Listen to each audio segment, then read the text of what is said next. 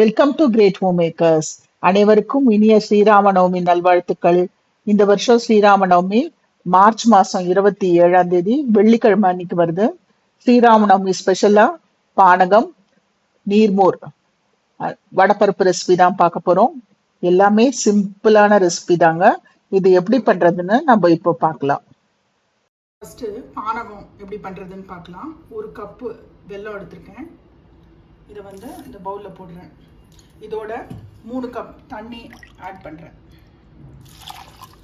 வெல்லம் கரையட்டும், அதுக்கப்புறமா நம்ம வடிகட்டிக்கலாம். வெல்லம் நல்லா கரைஞ்சாச்சு, இதை நம்ம வடிகட்டிடலாம்.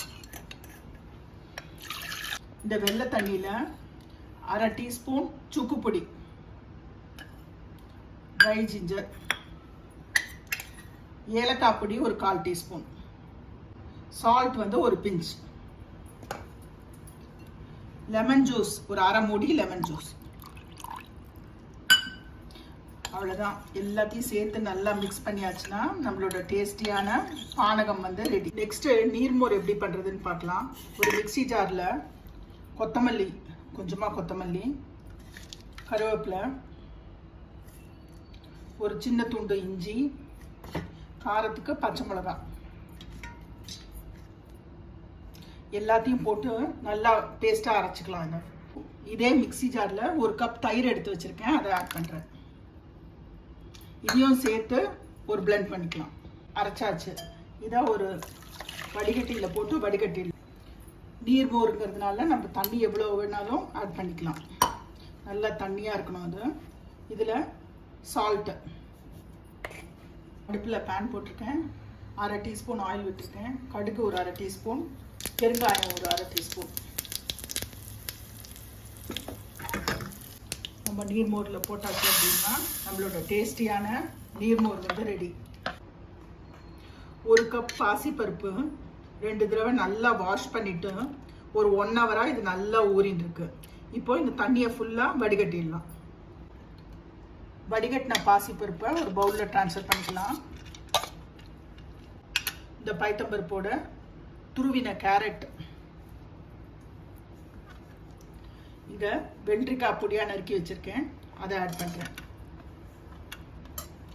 மாங்காய் பொடியாக நறுக்கினா மாங்காய்,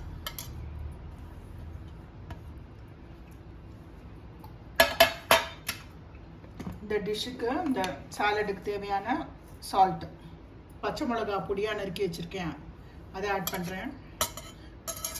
இஞ்சி, கொத்தமல்லி கொஞ்சம்,